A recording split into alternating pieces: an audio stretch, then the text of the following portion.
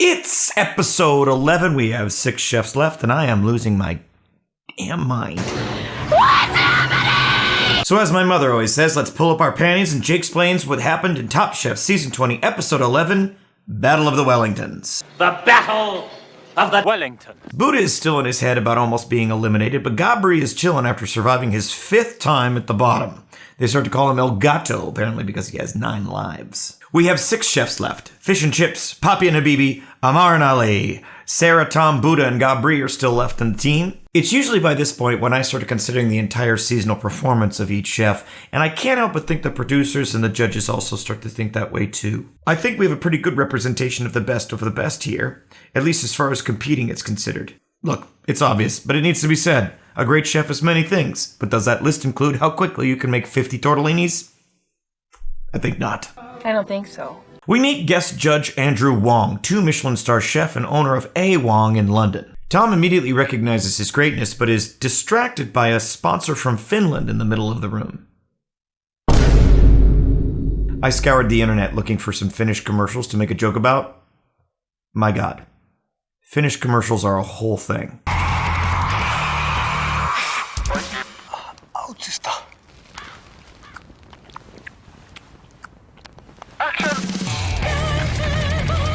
Traumatized.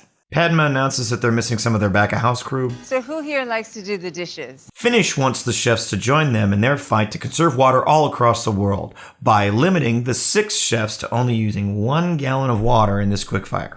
Don't spill any water. The challenge, worth $10,000, is to cook a dish utilizing the power that is created by one Peter Gabriel song. It's a stupid joke, but the other one was about being paid $10,000 to finish. And last week's episode was dirty enough. What are you doing? Finish? You never finish? Oh my God. That video was produced in 1993. And the first comment on the video is, Peter Gabriel didn't make music videos. He made award-winning music videos. 30 years later, and these are still amazing. Are they? No, I don't think so. Sarah helps divvy up the water, and the chefs get steaming. Let's see what they came up with. Gabri makes sole with muscle milchote and adobo with lime pickled onions. Buddha served a seafood hot pot with black vinegar and shaoxing sauce. Sarah made a 5-spice steamed cabbage with tofu puree and steamed scallops. Ali prepared a steamed sea bass in a banana leaf with bell peppers, chili, and ginger. Tom made a scallop mousse with chorizo oil, and Judge Andrews throws some shade at his mousse consistency. Is this the texture of the mousse that you're looking for? Yeah. Finally, Amar made a steamed and pan-fried pork dumpling with beet twill. Sarah, Amar, and Tom are at the bottom with Judge Andrews slaying Tom's mousse again, but Tom takes it like a champ. The mousse on top had a very wet texture to it. Thank you. Thank you. Gabri and Buddha are at the top, but Buddha takes home the $10K. Thanks, Finnish. You never finish? For the elimination challenge, the chefs will have to make not 1, not 2, but 3 Wellingtons. 1 beef, 1 fish, and 1 that's a dessert. Not just for the judges themselves, but for 25 guests who also get to vote on their favorites. It's a soul-crushingly complicated challenge that immediately ups the stakes for all of them. Then there's the kicker. They have to work on a 2-person team, and it is a double elimination challenge. Check it out. We got Amar and Sarah, who have both pulled off miracles and rarely been at the bottom.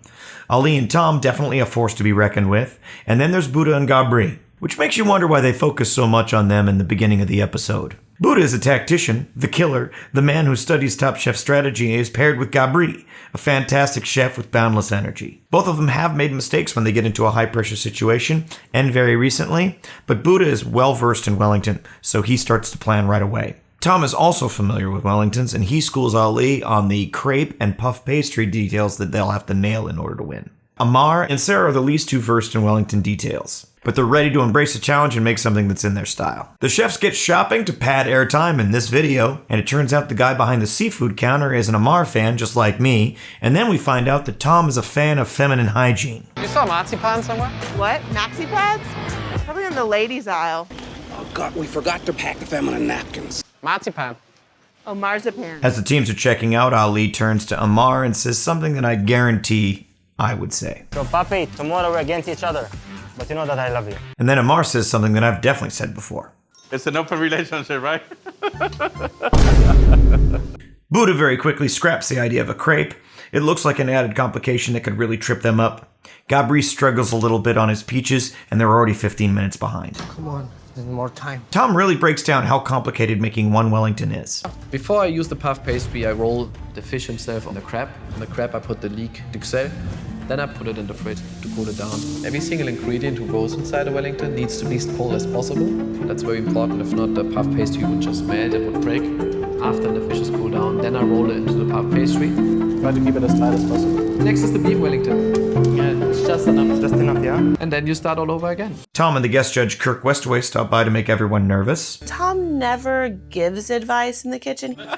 Good luck. Bye, you guys. He just asks questions in a way that makes you realize you're doing something wrong. Yeah, it doesn't taste like your grandma's closet. We ride him pretty hard. Oh, that is so gnarly. But Wellingtons are not only complicated, they're close to black magic. One of those things that you don't know how good it's gonna be until you open it and slice it. Moment of truth. They do the plating in rounds, so we'll do the same. Round 1. Sarah and Amar made a tuna and seafood Wellington with asparagus puree and sauce Americane, and I caught my first editing mistake of the season. Ali and Tom made a salmon Wellington with leek and duxelles, charred leeks, and cauliflower puree. Gabri and Buddha also made a salmon Wellington with shrimp pate, beurre blanc, and salmon caviar with robuchon potato puree. Amar pushes to let his lamb Wellington steam cook outside of the oven. Sarah wants to put it back in, but they don't have enough time. Most of the cooking time for the meat of the Wellington needs to happen as it sits out of the oven, but removing it too early could mean undercooked meat. Round 2, Amar and Sarah made a harissa rubbed lamb Wellington with date and garlic black puree. Ollie and Tom made a beef Wellington with onion puree, roasted carrots, and red wine juice. Gabri and Buddha made a dry-aged beef Wellington with truffle demi-glaze, pickled beetroot, and foie gras. Round 3, Sarah and Amar made an apple pie tres leches Wellington with apple puree and spiced creme anglaise. Tom and Ali made an apple Wellington with chestnut duxelles, apple butter sauce, and orange blossom vanilla sauce. Buddha and Gabri made a peach melba Wellington with almond fragipan, raspberry sorbet, and tonka bean cream anglaise. Fuck these sentences.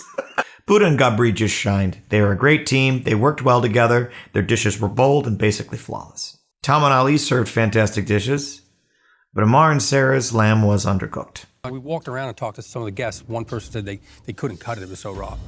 Inevitably, the undercooked lamb couldn't be overlooked.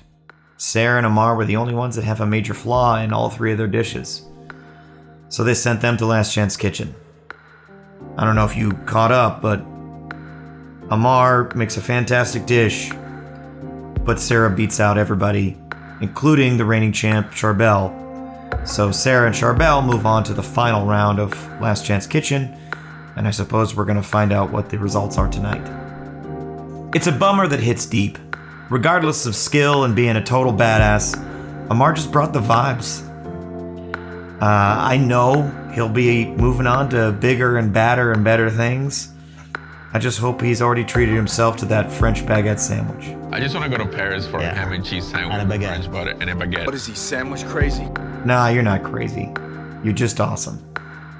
I'm gonna miss you, Amar. And I'll see the rest of you next week.